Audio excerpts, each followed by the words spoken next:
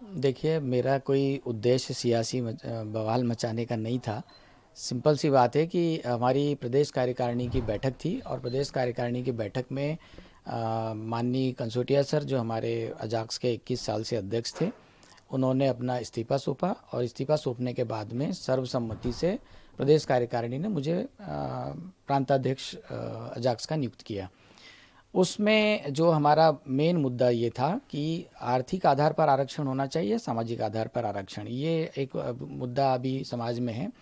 इस मुद्दे पर हम सब लोग अपने अपने विचार व्यक्त कर रहे थे और हमने यही कहा था कि जैसे कुछ लोगों का ये मानना था कि भाई आईएएस ऑफिसर अगर हो जाते हैं तो उस परिवार में किसी और व्यक्ति को आरक्षण की पात्रता नहीं होनी चाहिए।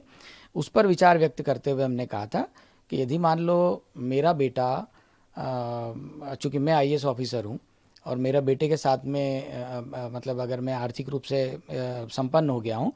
और सामाजिक पिछड़ापन मेरा अगर दूर हो गया है, तो इस नाते कायदे से देखा जाए तो हमारे समाज के साथ में, हमारे समुदाय के साथ में, हमारे बेटे बेटियों के साथ में रोटी बेटी का व्यवहार होना चाहिए। केवल इस बात को में से एक लाइन हटा करके और लोगों ने उसको प्रचारित किया। उनके बारे में हमारी पूरी जानकारी मिल चुकी है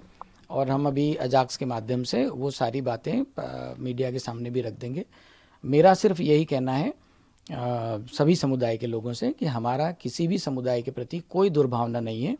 और न ही हम किसी समाज की बहन बेटियों को कोई आहत करना चाहते थे। उसके बावजूद भी यदि मीडिया के माध्यम से या समाचार पत्रों के माध्यम से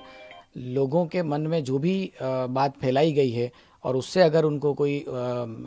ठेस पहुंची हो, तो उसके लिए मैं तहे दिल से खेद व्यक्त करता हूं। देखिए, जब अजाक्स में जब नियुक्तियां हुई थी 3 आईएएस ऑफिसर्स की,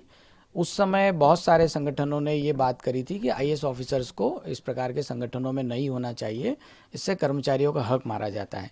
तो कुछ तो वो लोग थे, उन्होंने ही इस मुद्दे को सभी समाचार पत्रों में भेजा और सिर्फ एक लाइन को टेक करके भेजा गया था। दूसरा, अभी कुछ और चीज़ें मार्केट में आई है और उनका ये कहना था कि संगठन अजाक्स जो है 2 संगठन हैं और उसमें असली नकली की लड़ाई की भी बात आ रही है। तो ये जो वही लोग हैं जो इस बात को भी फैला रहे हैं, इसके अलावा और कुछ नहीं है और वो सीधे सीधे ब्राह्मण समुदाय को निशाना बना रहे हैं।